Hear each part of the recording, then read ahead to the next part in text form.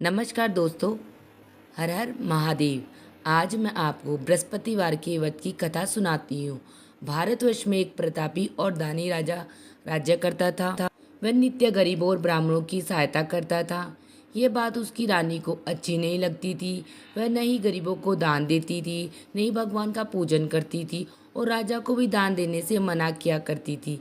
एक दिन राजा शिकार खेलने वन को गए हुए थे, तो रानी महल में अकेली थी। उसी समय बृहस्पति देव साधु वेश में राजा के महल में भिक्षा के लिए गए और भिक्षा मांगी। रानी ने भिक्षा देने से इनकार किया और कहा, हे साधु महाराज, मैं तो दान पुण्य से तंग आ गई हूँ। मेरा पति सारा धन लुटाते रहते हैं। मेरी इच्छा है कि हमारा धन नष्ट हो जाए, फिर न रहेगा बांस, न बजेगी बांसुरी। साधु ने कहा, देवी तुम तो बड़ी विचित्र हो। धन संतान तो सभी चाहते हैं, पुत्र और लक्ष्मी तो पापी के घर में भी होने चाहिए। यदि तुम्हारे पास अधिक धन है तो तुम भूखों को भोजन दो, प्यासों के लिए प्याऊ बनवाओ, मुसाफिरों के लिए धर्मशालाएं खुलवाओ। जो निर्धन अपनी कंवारी कन्याओं का विवाह नहीं करा सकते, उनका विवाह करा दो। ऐसे और कई काम हैं जिनके करने से तुम्हारा यश लोक परलोक में फैलेगा। परंतु रानी पर उपदेश का कोई प्रभाव न पड़ा। वह बोली, महाराज आप मुझे कुछ न समझाइए। मैं ऐसा धन नहीं चाहती जो हर जगह बांटती फिरूं। साधु ने उत्तर दिया, यदि तुम्हारी ऐसी इच्छा है तो तुम ऐसा करना कि बृहस्पतिवार के दिन घर को लीपकर पीली मिट्टी से अपना सिर धोकर स्नान करना, भट्टी चढ़ाकर कपड़े धोना। ऐसा करने से आपका सारा धन नष्ट हो जाएगा। इतना कर वह साधु महाराज वहाँ से आलोप हो गए। साधु के अनुसार कई बातों को पूरा करते हुए रानी को केवल 3 ही बृहस्पतिवार ही बीते कि उसकी समस्त धन संपत्ति नष्ट हो गई। भोजन के लिए भी राजा का परिवार तरसने लगा। तब एक दिन राजा ने रानी से बोला, हे रानी, तुम यहीं रहो, मैं दूसरे देश को जाता हूँ, क्योंकि यहाँ पर सभी लोग मुझे जानते हैं, इसलिए मैं कोई छोटा कार्य नहीं कर सकता। ऐसा कर कर कहकर राजा परदेश चला गया। वहाँ पर जंगल से लकड़ी काट कर लाता और शहर में जाकर बेचता। इस तरह वह अपना जीवन व्यतीत करने लगा। इधर राजा के परदेश जाते ही रानी और दासी दुखी रहने लगे। एक बार जब रानी और दासी को 7 दिन तक बिना भोजन के रहना पड़ा, तो रानी ने अपनी दासी से कहा, हे दासी, पास ही नगर में मेरी बहन रहती है, वह बड़ी धनवान है, तू उसके पास जा और कुछ ले आ, ताकि थोड़े दिन बहुत गुजर जाए। दासी रानी की बहन के पास गई। उस दिन गुरुवार था और रानी की बहन उस समय बृहस्पतिवार व्रत की कथा सुन रही थी। दासी ने रानी की बहन को जो अपनी रानी का संदेश दिया, लेकिन रानी की बड़ी बहन ने कोई उत्तर नहीं दिया। तब दासी को रानी की बहन से कोई उत्तर नहीं मिला, तो वह बहुत दुखी हुई और उसे क्रोध भी आया। दासी ने वापस आकर रानी को सारी बात बता दी। सुनकर रानी ने अपने भाग्य को कोसा।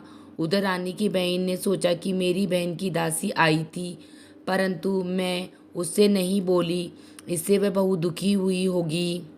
कथा सुनकर और पूजन समाप्त करके वह अपनी बहन के घर आई। कहने लगी, हे बहन, मैं बृहस्पतिवार का व्रत कर रही थी।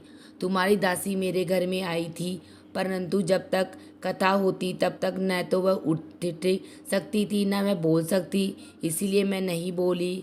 कहो दासी क्यों गई थी? रानी बोली, बहन, तुमसे क्या छिपाऊं, हमारे घर में खाने तक को अनाज नहीं था। ऐसा कहते कहते रानी की आंखें भर आई। उसने दासी समेत पिछले 7 दिनों से भूखे रहने तक की बात अपनी बहन को विस्तार पूर्वक सुना दी। रानी की बहन बोली, देखो बहन, भगवान बृहस्पति देव सबकी मनोकामना को पूर्ण करते हैं। देखो, शायद तुम्हारे घर में अनाज रखा हो। पहले तो रानी को विश्वास नहीं हुआ, पर बहन के आग्रह करने पर उसने अपनी दासी को अंदर भेजा, तो उसे सचमुच अनाज से भरा एक घड़ा मिल गया। यह देखकर दासी को बड़ी हैरानी हुई। दासी रानी से कहने लगी, हे रानी, जब हमको भोजन नहीं मिलता तो हम व्रत ही तो करते हैं, इसलिए क्यों न इनसे व्रत और कथा की विधि पूछ ली जाए, ताकि हम भी व्रत कर सके। तब रानी ने अपनी बहन से बृहस्पतिवार व्रत के बारे में पूछा। उसकी बहन ने बताया, बृहस्पतिवार के व्रत में चने की दाल और मुनक्का से विष्णु भगवान को केले की जड़ में पूजन करें तथा दीपक जलाएं, व्रत कथा सुने और पीला भोजन ही करें। इससे बृहस्पति देव प्रसन्न होते हैं। और व्रत और पूजन विधि बताकर रानी की बहन अपने घर को लौट आई। 7 दिन के बाद जब गुरुवार आया तो रानी और दासी ने व्रत रखा। गुड़साल में जाकर चना और गुड़ लेकर आई, फिर उससे केले की जड़ तथा विष्णु भगवान का पूजन किया। पीला भोजन कहाँ से आए, इस बात को लेकर दोनों बहुत दुखी थे, क्योंकि उन्होंने व्रत तो रखा था, इसलिए बृहस्पति देव उनसे प्रसन्न थे। इसीलिए वे एक साधारण व्यक्ति का रूप ले धारण कर 2 थालों में सुंदर पीला भोजन दासी को दे गए। भोजन पाकर दासी प्रसन्न हुई और रानी के साथ मिलकर भोजन ग्रहण किया। उसके बाद वे सभी गुरुवार को व्रत और पूजन करने लगी। बृहस्पतिवार भगवान की कृपा से उनके पास फिर से धन संपत्ति आ गई, परंतु रानी फिर से पहले की तरह आलस्य करने लगी। तब दासी बोली, देखो रानी, तुम पहले भी इस प्रकार आलस्य करती थी, तुम्हें धन रखने में कष्ट होता था, इस कारण सभी धन नष्ट हो गया, और अब जब भगवान बृहस्पति देव की कृपा से धन मिला है तो तुम्हें फिर से आलस्य होता है। रानी को समझाते हुए दासी कहती है, बड़ी मुसीबतों के बाद हमने यह धन पाया है, इसीलिए हमें दान पुण्य करना चाहिए, भूखे मनुष्यों को भोजन कराना चाहिए और धन को शुभ कार्यों में खर्च करना चाहिए, जिससे तुम्हारे कुल का यश बढ़ेगा, स्वर्ग की प्राप्ति होगी और पितृ प्रसन्न होंगे। दासी की बात मानकर रानी ने अपना धन शुभ कार्यों में खर्च करने लगी, जिससे पूरे नगर में उसका यश फैलने लगा। बृहस्पतिवार व्रत की कथा के बाद श्रद्धा के साथ आरती की जानी चाहिए। इसके बाद प्रसाद बांटकर उसे ग्रहण करना चाहिए। एक दिन राजा दुखी होकर जंगल में एक पेड़ के नीचे आसन जमाकर बैठ गया। वह अपनी दशा को याद करके व्याकुल होने लगा। बृहस्पतिवार का दिन था। एकाएक उसने देखा निर्जन वन में एक साधु प्रकट हुए। वह साधु वेश में स्वयं बृहस्पति देवता थे। लकड़हार के सामने आकर बोले, हे लकड़हारे, इस सुनसान जंगल में तू चिंतामग्न क्यों बैठा है? लकड़हार ने दोनों हाथ जोड़कर प्रणाम किया। उत्तर दिया, महात्मा जी, आप सबको जानते हो, मैं क्या कहूँ? यह कहकर रोने लगा और साधु को अपनी आत्मकथा सुनाई। महात्मा जी ने कहा, तुम्हारी स्त्री ने बृहस्पतिवार के दिन बृहस्पति भगवान का निरादर किया है, जिसके कारण रुष्ट होकर उन्होंने तुम्हारी यह दशा कर दी। अब तू चिंता को दूर करके मेरे कहने पर चलो, तुम्हारे सब कष्ट दूर हो जाएंगे और भगवान पहले से भी अधिक संपत्ति देंगे। तुम बृहस्पतिवार के दिन कथा किया करो। 2 पैसे की चने मुनक्का लाकर उसका प्रसाद बनाओ। शुद्ध जल से लोटे में शक्कर मिलाकर अमृत तैयार करो। कथा के पश्चात अपने सारे परिवार और सुनने वाले प्रेमियों में अमृत व प्रसाद बांटकर आप भी ग्रहण करो। ऐसा करने से भगवान तुम्हारी सभी मनोकामनाएं पूरी करेंगे। साधु के ऐसे वचन सुनकर लकड़हारा बोला, हे प्रभु, मुझे लकड़ी बेचकर इतना पैसा कहाँ मिलता है जिससे भोजन के उपरांत कुछ बचा सकूं? मैंने रात्रि में अपनी स्त्री को भी व्याकुल देखा, पर मेरे पास कुछ भी नहीं है जिससे मैं उसकी खबर मंगा सकूं। साधु ने कहा, हे लकड़हारे, तुम किसी बात की चिंता मत करो। बृहस्पतिवार के दिन तुम रोजाना की तरह लकड़ियाँ लेकर शहर को जाना। तुमको रोज से दुगुना धन प्राप्त होगा, जिससे तुम भली भांति भोजन कर लोगे तथा बृहस्पति देव की पूजा का सामान भी आ जाएगा। इतना कहकर साधु अंतर्ध्यान हो गए। धीरे धीरे समय व्यतीत होने पर फिर वही बृहस्पतिवार का दिन आया। लकड़हारा जंगल से लकड़ी लेकर काट कर किसी शहर में बेचने गया। उसे उस दिन और से अधिक पैसा मिला। राजा ने चना गुड़ आदि लाकर गुरुवार का व्रत किया। उस दिन से उसके सभी क्लेश दूर हुए। परंतु जब दोबारा गुरुवार का दिन आया तो बृहस्पतिवार का व्रत करना भूल गया। इस कारण बृहस्पति देव भगवान नाराज हो गए। उस दिन उस नगर के राजा ने विशाल यज्ञ का आयोजन किया तथा शहर में घोषणा करा दी, कोई भी मनुष्य अपने घर में भोजन न बनाए, न आग जलावे। समस्त जनता मेरे यहाँ भोजन करने आए। इस आज्ञा को जो नहीं मानेगा उसे फांसी की सजा दी जाएगी। इस तरह की घोषणा संपूर्ण नगर में करवा दी गई।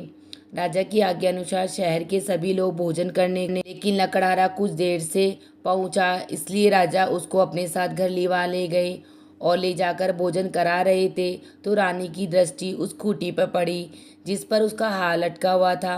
वह वहां पर दिखाई नहीं दिया। रानी ने निश्चय किया कि मेरा हार इसी मनुष्य ने चुरा लिया है। उसी समय सिपाहियों को बुलाकर उसको कारागार में डाल दिया। जब लकड़हारा कारागार में पड़ गया और बहु दुखी होकर विचार करने लगा कि न जाने कौन से पूर्व जन्म के कर्म से मुझे यह दुख प्राप्त हुआ है, और उसी साधु को याद करने लगा जो कि जंगल में मिला था। उसी समय तत्काल बृहस्पति देव साधु के रूप में प्रकट हुए और उसकी दशा को देखकर कहने लगे, हे मूर्ख, तूने बृहस्पति देव की कथा नहीं करी, इस कारण तुझे दुख प्राप्त हुआ। अब चिंता मत कर, बृहस्पतिवार के दिन कारागार के दरवाजे पर तुझे 4 पैसे पड़े मिलेंगे। उनसे तू बृहस्पति देव की पूजा करना, तेरे सभी कष्ट दूर हो जाएंगे।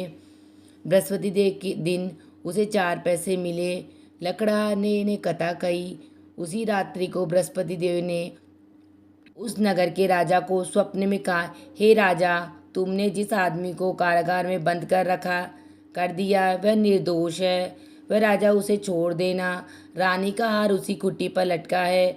अगर तू ऐसा नहीं करेगा तो मैं तेरे राज्य को नष्ट कर दूंगा। इस तरह रात्रि के स्वप्न को देखकर राजा प्रातःकाल उठा और कुट्टी पे हार देकर लकड़हारे को बुलाकर क्षमा मांगी तथा लकड़हारे के योग्य सुंदर वस्त्र आभूषण देकर विदा किया। बृहस्पति की आज्ञा अनुसार लकड़हारा अपने नगर को चल दिया। राजा जब अपने नगर के निकट पहुंचा तो उसे बड़ा आश्चर्य हुआ। नगर में पहले से भी अधिक बाग, तालाब, कुएं तथा बहुत सी धर्मशालाएं, मंदिर आदि बन गए। राजा ने पूछा, यह किसका बाग और धर्मशाला है? तब नगर के सब लोग कहने लगे, यह सब रानी और बांदी के हैं। तो राजा को आश्चर्य हुआ और गुस्सा भी आया। जब रानी ने यह खबर सुनी कि राजा आ रहे हैं तो उन्होंने बांदी से कहा, हे दासी, देख राजा हमको कितनी बुरी हालत में छोड़ गए थे। हमारी ऐसी हालत देखकर कहीं वह लौट न जाए, इसलिए तू दरवाजे पे खड़ी हो जा। आज्ञानुसार दासी दरवाजे पे खड़ी हो गई। राजा आए तो उन्हें अपने साथ लेवा लाई। तब राजा ने क्रोध करके अपनी रानी से पूछा कि यह धन तुम्हें कैसे प्राप्त हुआ? तब उन्होंने कहा, हमें यह सब धन बृहस्पति देव की इस व्रत के प्रभाव से प्राप्त हुआ है। राजा ने निश्चय किया कि 7 रोज बाद तो सभी बृहस्पति देव का पूजन करते हैं, परंतु मैं प्रतिदिन दिन में 3 बार कहानी तथा रोज व्रत किया करूँगा। अब हर समय राजा के दुपट्टे में चने की दाल बंधी रहती थी तथा दिन में 3 बार कहानी कहता। एक रोज राजा ने विचार किया कि चलो मैं अपनी बहन के यहाँ हो आऊँ। इस तरह निश्चय करके राजा घोड़े पे सवार हो अपनी बहन के यहाँ चलने को लगा। मार्ग में उसने देखा कि कुछ आदमी एक मुर्दे को लिए जा रहे। उन्हें रोककर राजा कहने लगा, अरे भाइयों, मेरी बृहस्पति देव की कथा सुन लो। वे बोले, हमारा तो आदमी मर गया है, लेकिन इसको अपनी कथा की पड़ी है। परंतु कुछ आदमी बोले, अच्छा कहो, हम तुम्हारी कथा भी सुनेंगे। राजा ने दान निकाली। जब कथा आदि हुई तो मुर्दा हिलने लगा। जब कथा समाप्त हुई तो राम राम करके मनुष्य उठकर खड़ा हो गया। आगे मार्ग में उसे एक किसान खेत में हल चलाता मिला। राजा ने उसे देखकर और उसे बोला, अरे भाई, तुम मेरी बृहस्पति देव की कथा सुन लो। किसान बोला, जब तक मैं तेरी कथा सुनूंगा जब तक 4 हइया जोत लूँगा। जा अपनी कथा किसी और को सुनाना। इस तरह राजा आगे चलने लगा। राजा के हटते ही बैल पछाड़ खाकर गिर गए तथा किसान के पेट में बड़ी जोर का दर्द होने लगा। उस समय उसकी माँ रोटी लेकर आई। उसे जब देखा तो अपने पुत्र से सब हाल पूछा। बेटे ने सभी हाल कह दिया तो बुढ़िया माई दौड़ी दौड़ी घुड़सवार के पास गई और उससे बोली कि मैं तेरी कथा सुनूंगी, तू अपनी कथा मेरे खेत पर चलकर ही कहना। राजा ने बुढ़िया के खेत पे जाकर कथा कही, जिसके सुनते ही वह बैल खड़े हो गए था। किसान के पेट का दर्द बंद हो गया। राजा अपनी बहन के घर पहुंचा। बहन ने भाई की खूब मेहमानी की।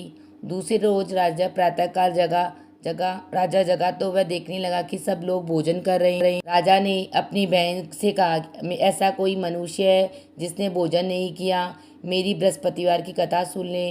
बहन बोली, हे भाई, यह देश ही ऐसा है कि यहाँ पहले लोग भोजन करते हैं, बाद में अन्य कोई काम करते हैं।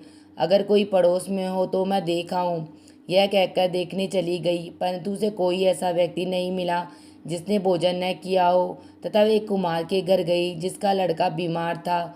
उसे मालूम हुआ कि उनके यहाँ से 3 रोज से किसी ने भी भोजन नहीं किया। रानी ने अपनी भाई की कथा सुनने के लिए कुम्हार से कहा। वह तैयार हो गया।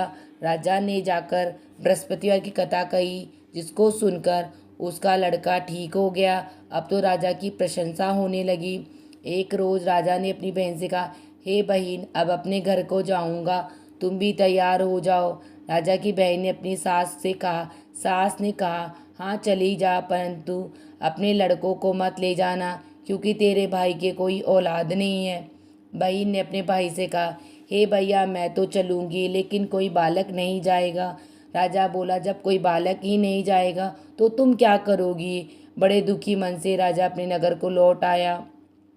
राजा ने अपनी रानी से कहा, हम निर्वंशी राजा हैं, हमारा मुंह देखने का धर्म नहीं है और कुछ भोजन नहीं आदि नहीं किया। रानी बोली, हे प्रभु, बृहस्पति देव ने हमें सब कुछ दिया है, हमें औलाद अवश्य देंगे। उसी रात को बृहस्पति देव ने राजा से स्वप्न में कहा, हे राजा, उठ, तेरी सभी सोच त्याग दे, तेरी रानी गर्भ से है। राजा की यह बात सुनकर बड़ी खुशी हुई। 9वें महीने में उसके गर्भ से एक सुंदर पुत्र पैदा हुआ। तब राजा बोला, हे रानी, स्त्री बिना भोजन के रह सकती है, पर बिना कहीं नहीं रह सकती। जब मेरी बहन आवे तो तुम उससे मत कहना। रानी ने सुनकर हाँ कर दिया। तब राजा की बहन ने यह शुभ समाचार सुना तो वह बहुत खुश हुई तथा बधाई लेकर अपने भाई के आई। तभी रानी ने कहा, घोड़ा चढ़कर तो नहीं आई, गधा चढ़ के आई हो। राजा की बहन बोली, भाभी, मैं इस प्रकार न कहती तो तुम्हें औलाद कैसे होती। बृहस्पति देव ऐसे ही हैं, जिसके मन में कामनाएं हैं सभी को पूर्ण करते हैं। जो सद्भावनापूर्ण बृहस्पतिवार का व्रत करता है, कथा पढ़ता है अथवा कथा सुनता है, दूसरों को सुनाता है, बृहस्पति देव उनकी सभी मनोकामनाएं पूर्ण करते हैं। हे बृहस्पति देव, जैसे आपने राजा रानी की मनोकामना पूर्ण की है, वैसे हमें सबकी मनोकामना पूर्ण करना।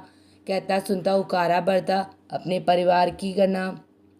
आप सब लोगों को मेरी कहानी कैसी लगी मुझे कमेंट बॉक्स में कमेंट करके ज़रूर बताना। मेरे चैनल को लाइक एंड सब्सक्राइब जरूर करना। हर हर महादेव।